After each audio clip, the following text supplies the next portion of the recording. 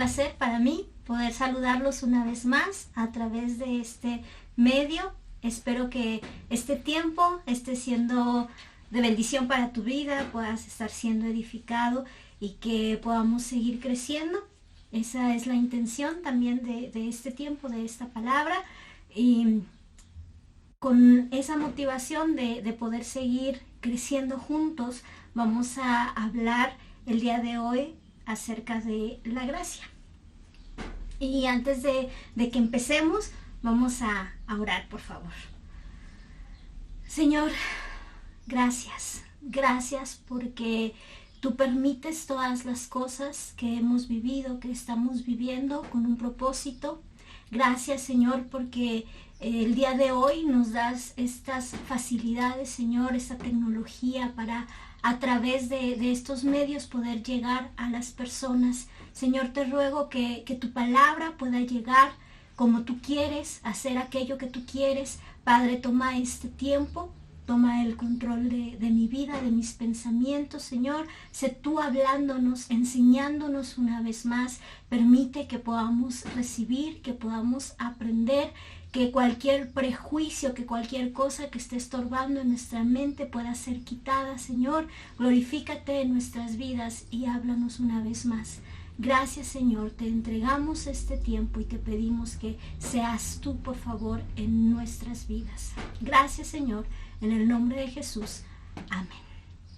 Bueno, pues les decía que vamos a hablar acerca de la gracia, y es algo que la mayoría de nosotros hemos escuchado, hemos usado, una palabra muy común en nuestro medio cristiano, ¿verdad? Pero que no sé si algún día vamos a terminar de entenderla, de poder comprender todo lo que representa, lo que es en nuestras vidas, ¿verdad? Y tratando un poquito, porque es poco este tiempo para poder profundizar en un tema tan amplio, nada más ver algunas cosas que creo que son importantes reafirmar en nuestra mente, en nuestro corazón. Y pues en sí, gracia la resumimos como un regalo inmerecido, pero una definición un poco más profunda sería que es un favor o un don gratuito concedido por Dios para ayudar a los hombres a cumplir los mandamientos, salvarse o ser santos. Es también un acto de amor unilateral e inmerecido por el que Dios llama continuamente las almas hacia Él.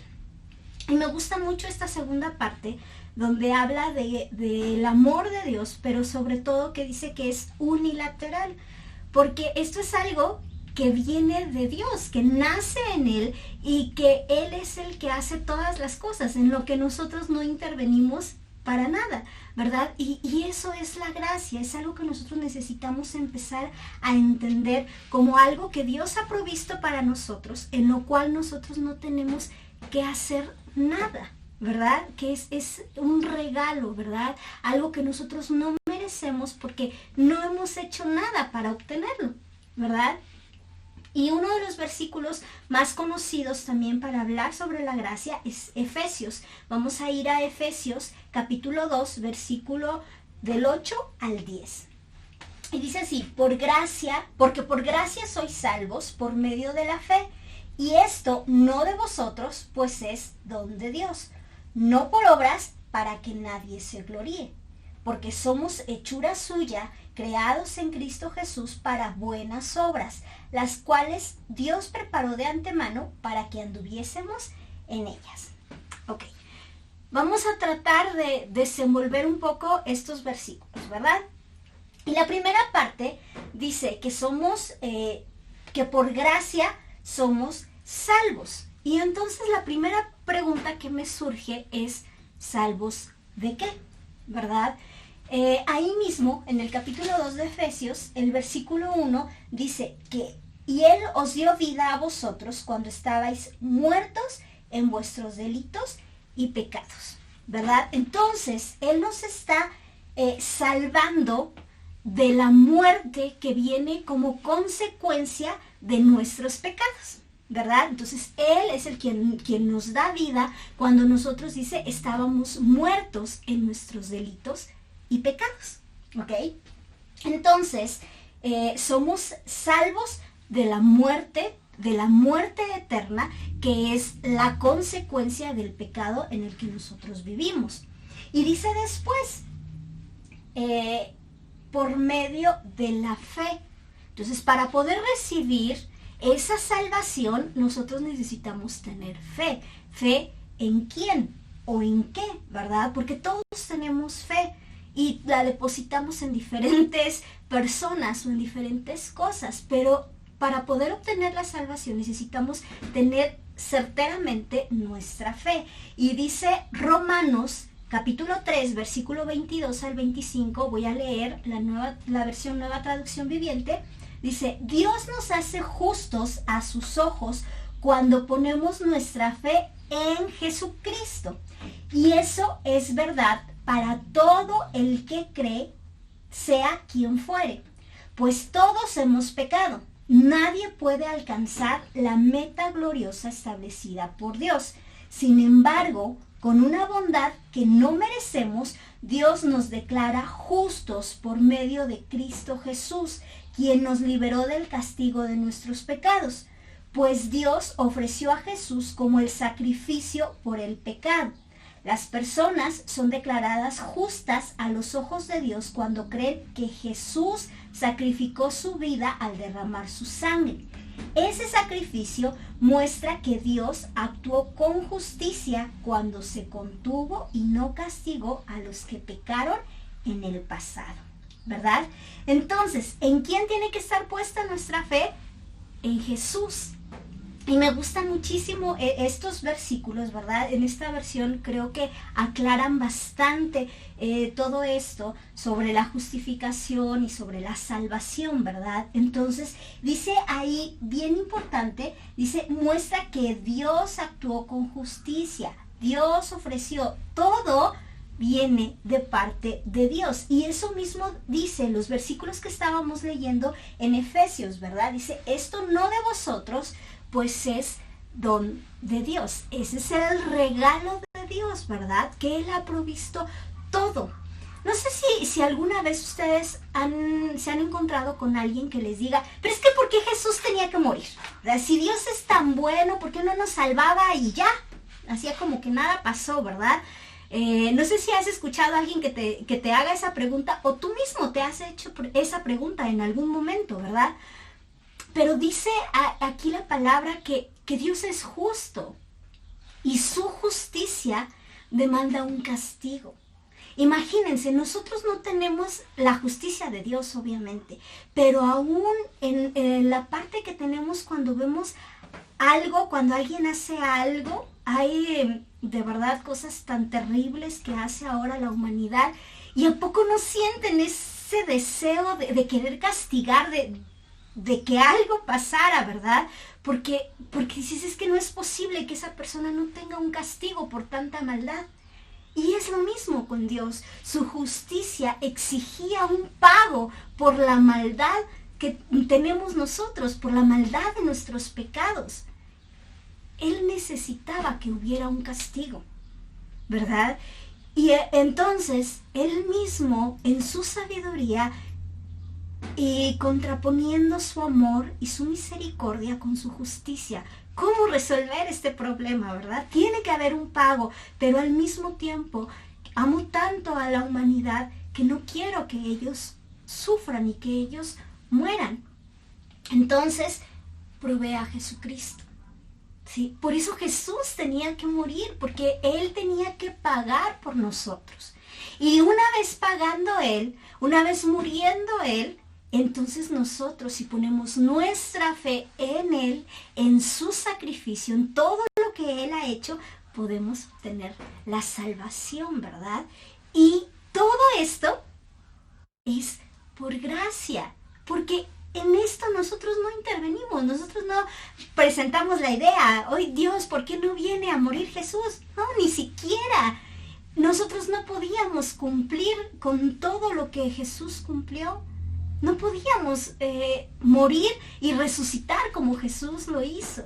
Sí, nosotros no podíamos hacer ninguna de estas cosas. Entonces, todo esto, Dios sabiéndolo, conociendo nuestras debilidades, Él lo provió y lo hizo por nosotros y para nosotros. Ese es su regalo para nosotros. Entonces, Él ha hecho, ¿verdad?, que su justicia sea suplida, ¿verdad?, con el castigo que Jesús recibió, y al mismo tiempo su misericordia y su amor para con nosotros, que nos da la oportunidad de la salvación, ¿sí? Escuchaba una historia que me gustó muchísimo, porque creo que es una ilustración perfecta de la gracia de Dios.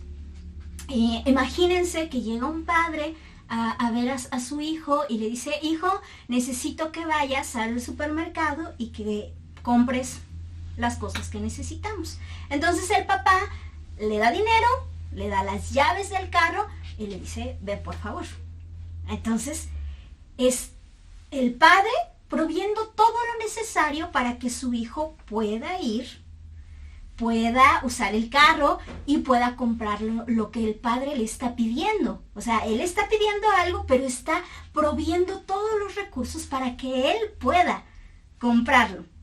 Pero imagínense que algo que no pasa, ¿verdad? Que ese muchacho dice: ay, papá, pero ahorita no quiero, no puedo, mira, estoy haciendo esto o aquello. O sea, el papá ya le está dando todo, ¿verdad? Y así es Dios con nosotros. Él ya provió a Jesucristo, Él ha hecho toda esa parte, te está diciendo: ten, aquí está la salvación. Pero nosotros decimos: ay, pero es que como que no quiero, ahorita no tengo ganas, estoy muy ocupado en otras cosas.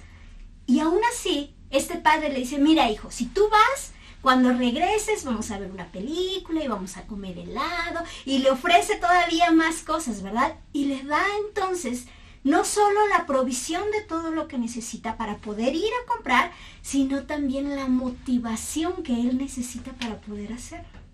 Eso es lo que Dios ha hecho con nosotros por su gracia, ¿sí?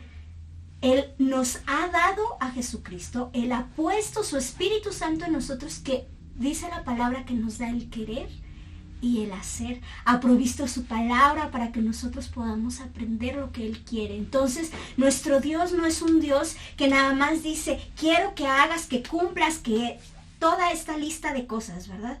No, Él ha dicho: necesito que ustedes hagan esto, pero nos ha dado el cómo hacerlo.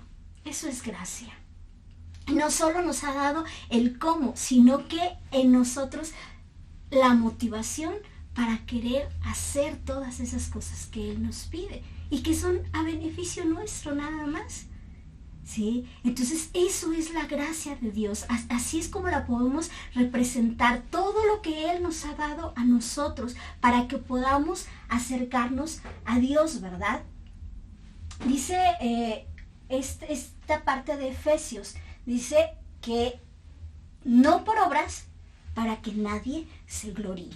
Volviendo al ejemplo del muchacho, sí, el muchacho va y compra, pero el papá le dio todo para que fuera y comprara, ¿verdad? Le dio el carro y le dio dinero, y entonces, aunque él está haciendo algo, lo está haciendo porque su padre le dio todo para hacerlo, ¿verdad? Entonces ahí es en donde ya nuestras obras vienen de Él, en realidad, todo lo que hacemos, ¿verdad? No por obras, nosotros no podemos hacer nada, no estamos haciendo nada para obtenerlo, dice, para que nadie se gloríe, para que nadie pueda decir: ay, es que yo soy muy bueno, ¿verdad? Y luego dice: porque somos hechura suya, creados en Cristo Jesús para buenas obras, las cuales Dios preparó de antemano para que anduviésemos en ellas. Él ya preparó todas las cosas para que podamos hacer esas buenas obras, ¿verdad? Pero estas no nos dan la salvación. Pensando en eso, ¿verdad? Creo yo que podemos tomar la gracia de Dios de dos maneras diferentes. Una muy común que he escuchado mucho, y a lo mejor no conscientemente, pero inconscientemente también lo hemos visto. Romanos 6:14.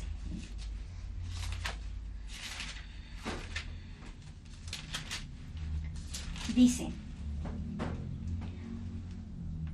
porque el pecado no se enseñoreará de vosotros, pues no estáis bajo la ley, sino bajo la gracia. ¿Verdad? Es uno de los versículos más conocidos y más mal utilizados dentro del cristianismo, ¿verdad? Porque muchos dicen, es que como ya no vivimos bajo la ley, sino bajo la gracia, podemos hacer lo que nosotros queramos y no pasa nada. Es gracia, no te preocupes, ¿verdad?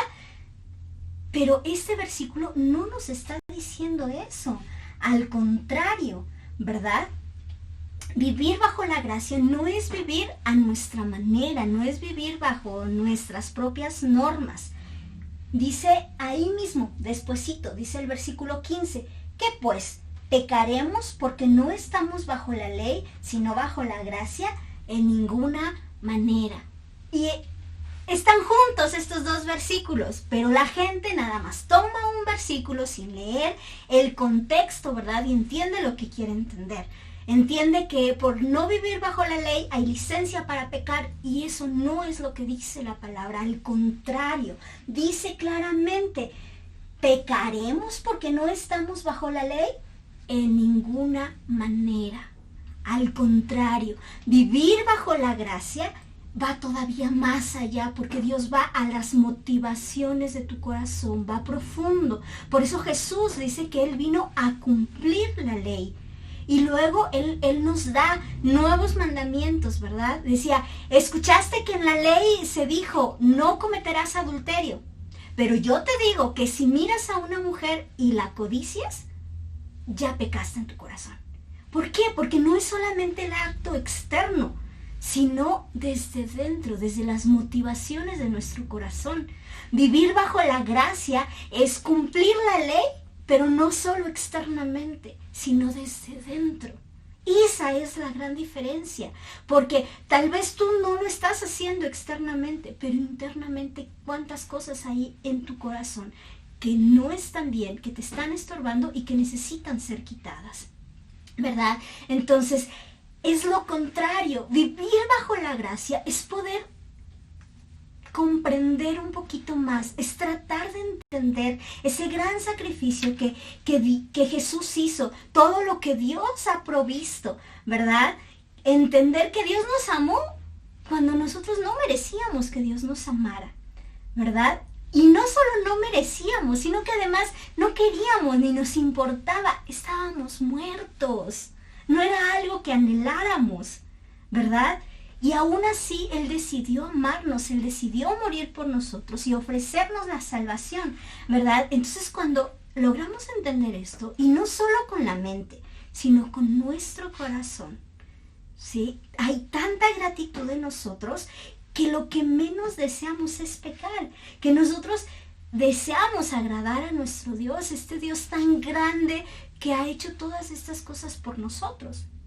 Ahora, hay diferentes motivaciones para dejar de pecar, ¿sí? A veces hay personas que dejan de pecar por temor, porque tienen miedo, no solo al infierno, sino a un castigo inmediato, ¿verdad? Ay, no, es que si me descubren me van a correr del trabajo, o me van a meter a la cárcel, o mi esposa me va a dejar, o qué van a decir mis hijos, o los hijos, ¿verdad? No, es que si mis papás se enteran me van a correr de la casa. No sé, a veces hay temor y esa es una motivación para dejar de pecar.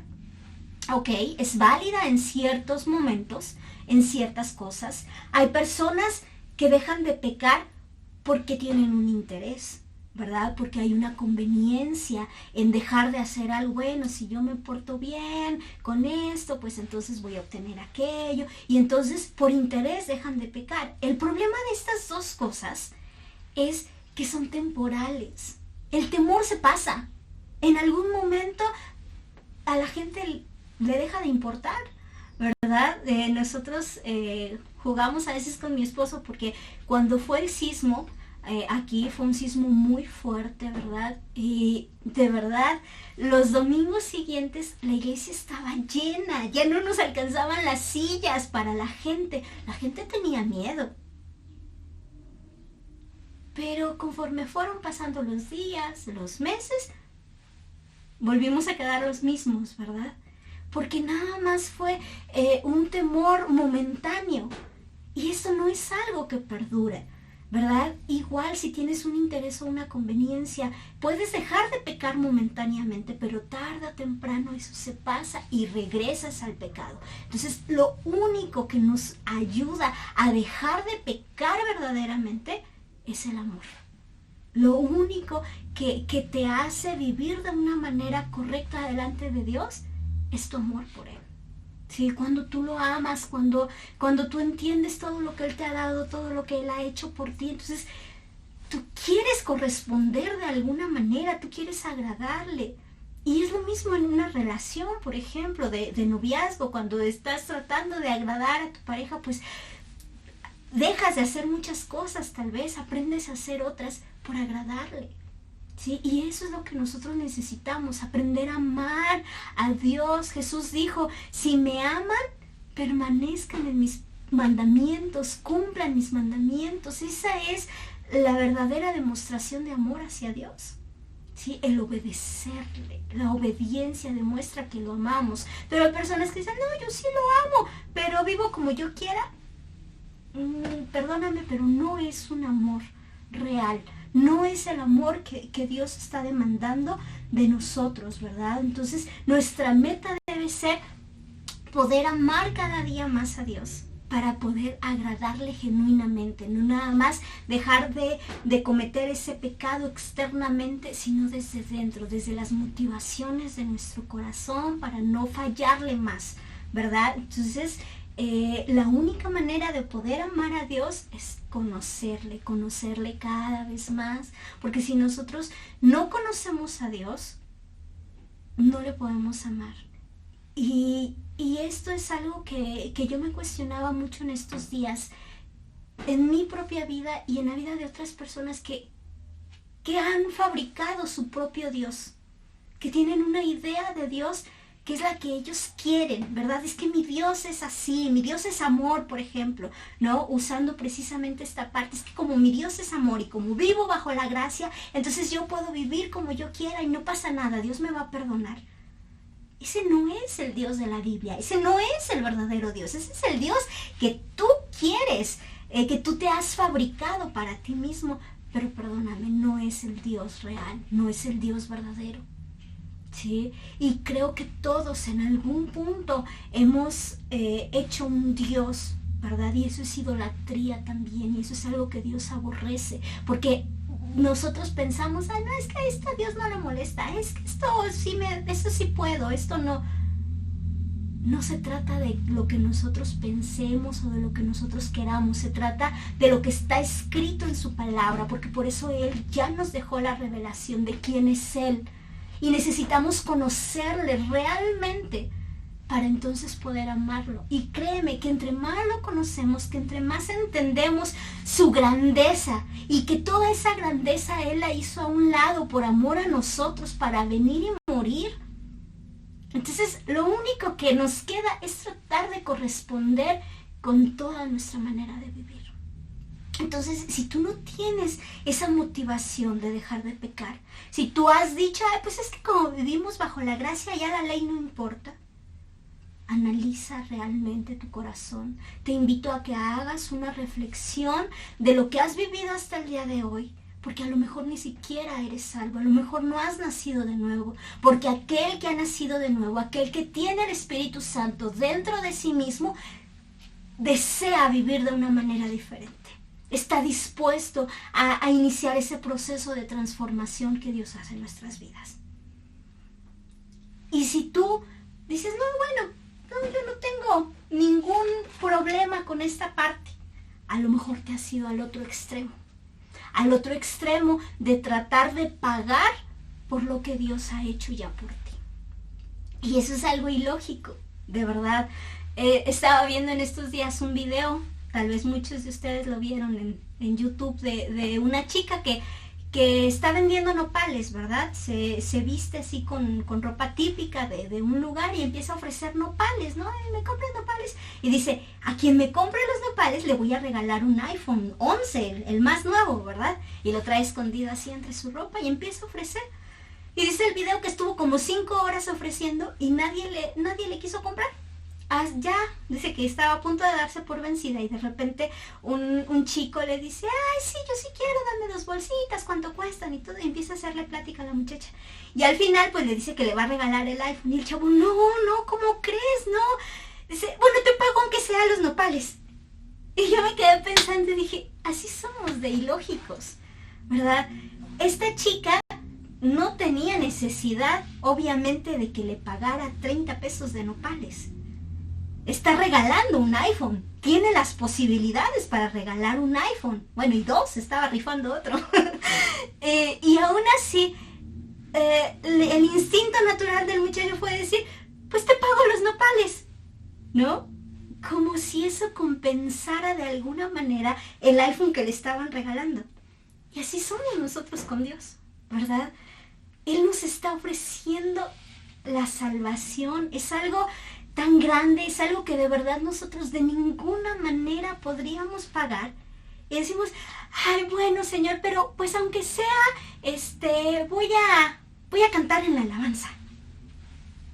No lo paga, es un insulto para Dios, es como decirle, ay, bueno, voy a hacer esto como para tratar de compensar todo lo que tú me has dado. No es la motivación correcta. Nosotros, por amor, tratamos de portarnos bien, de agradar a Dios, ¿verdad? Con toda nuestra manera de vivir, pero necesitamos entender que lo mejor que nosotros pudiéramos hacer, dice la Biblia que nuestras justicias son como trapos de inmundicia delante de Dios. Se quedan cortas. Siempre, por muy buenas cosas que hagamos, tal vez allá adentro, en lo profundo de tu corazón, hay una motivación incorrecta. Y entonces, dice la palabra que son obras muertas, ¿verdad? Ya no cumplen la función.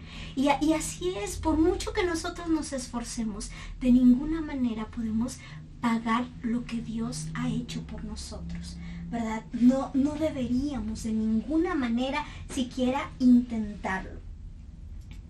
Romanos 4:4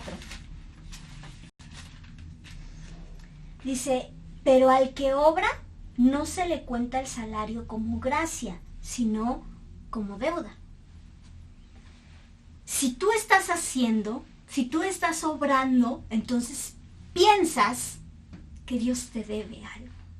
Yo he escuchado tantas veces personas que dicen, pero es que me estoy portando bien, yo vengo a la iglesia, o como el fariseo, ¿verdad? Yo no soy tan malo como ¿verdad? Y nos comparamos con quien no debemos compararnos, y entonces, pues es que Dios me debe, casi. Pero no es así. Estaba pensando también, y es como nuestros hijos, ¿verdad? Nuestros hijos, su obligación, su responsabilidad es ir a la escuela y sacar buenas calificaciones. Esa es su responsabilidad. Cuando ellos vienen y sacan 10 y sacan 9, a nosotros como padres pues nos da tanta alegría. Y a veces, si queremos, si podemos, les damos un premio. Pero no estamos obligados a premiarlos por algo que es su responsabilidad, ¿verdad? Y así es Dios con nosotros. Él no tiene por qué premiarnos ni por qué pagarnos lo que es nuestra responsabilidad, que es obedecer sus mandamientos. Porque tú vivas una vida correcta delante de los ojos de Dios, Él no tiene por qué darte nada. Pero en su gracia y en su amor, Él nos bendice y nos da muchas cosas, y entonces tú estás agradando a tu Padre, estás agradando su corazón en obedecerle, y entonces Él desea complacerte también con los anhelos de tu corazón, con aquellas cosas que tú deseas, pero no es su obligación. Entonces nosotros necesitamos cambiar la forma en la que vemos las cosas. Dios no tiene que bendecirme, Él quiere bendecirme porque me ama, ¿verdad? Entonces, eso de verdad debe de hacer una revolución en nuestra mente, en nuestra manera de vivir, ¿verdad? Yo no sé si en algún punto te ha sido alguno de estos dos extremos.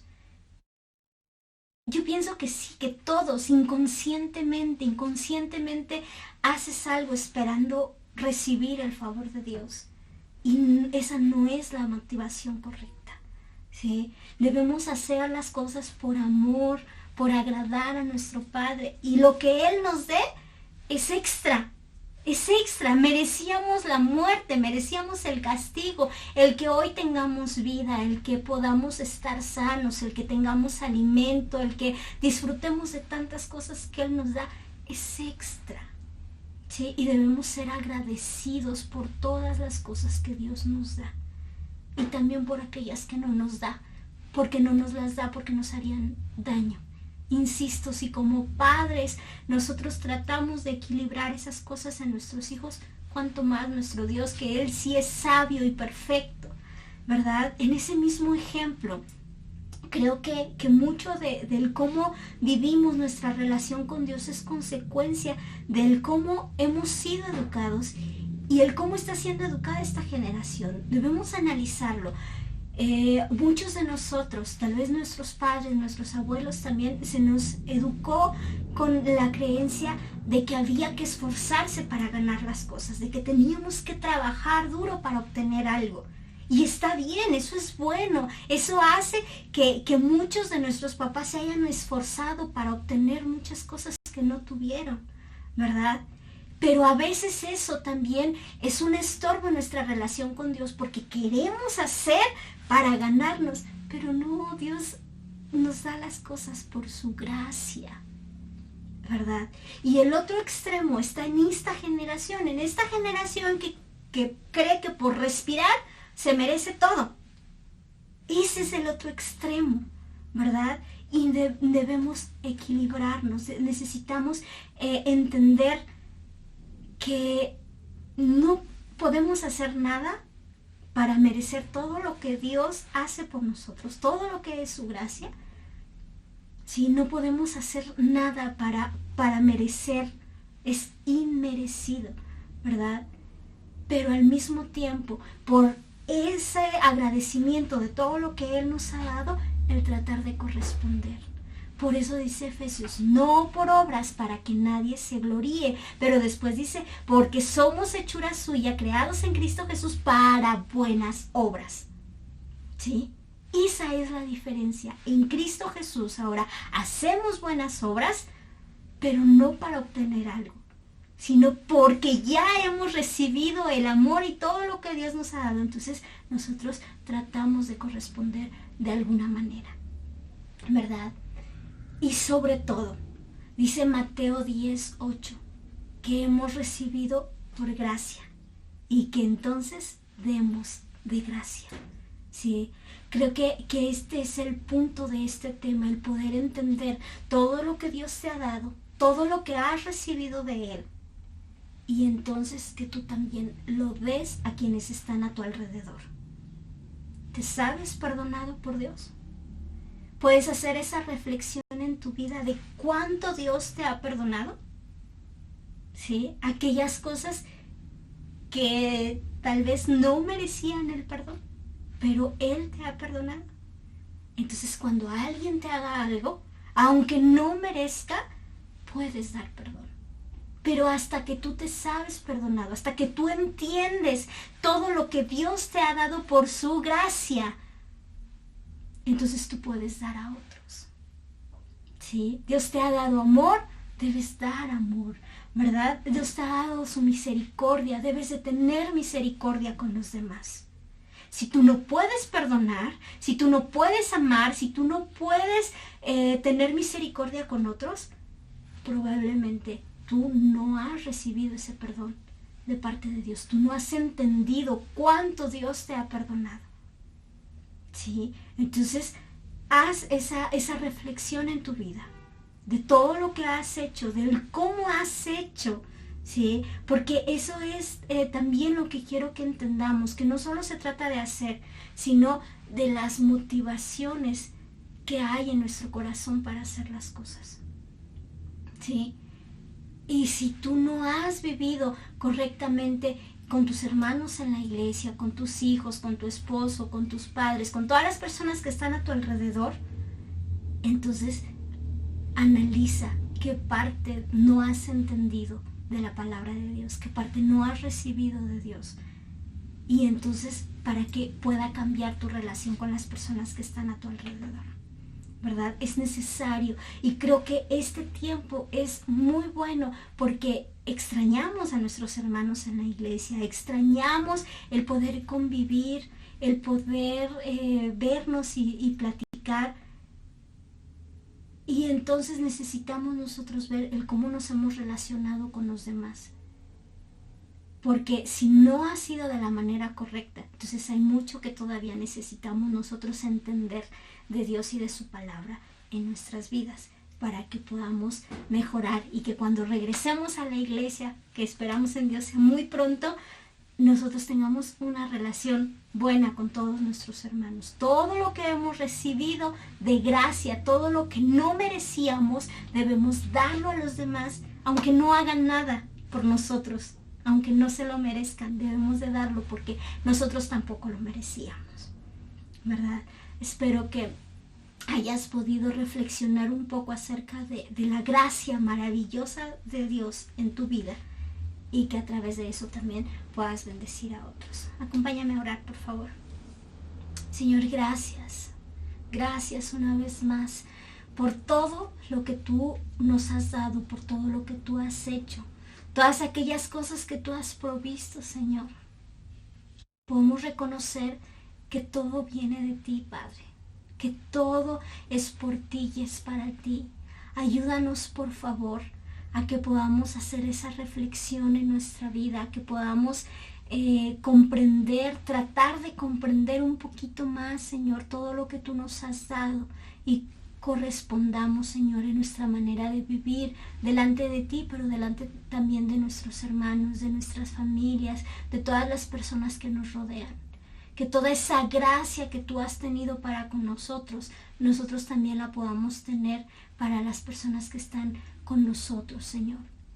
Te ruego que bendigas a mis hermanos, Señor, que tú les fortalezcas en las luchas que puedan estar teniendo en este tiempo. Señor, sé tú con ellos. Aunque nosotros no podemos abrazarnos, tú sí abrázalos, por favor. Muéstrales que estás con ellos. Bendíceles, provéeles todo lo que ellos necesitan, Señor, para su vida diaria, para seguir creciendo en ti, para seguir aprendiendo. Gracias, Señor, por este tiempo, por todas las bendiciones que tú nos das. Quédate con nosotros en todo momento, por favor. Gracias, Padre, en el nombre de Jesús. Amén. Que el Señor te bendiga y espero que esta palabra la guardes en tu mente, en tu corazón y que obre lo que Dios quiere en nosotros. Hasta luego.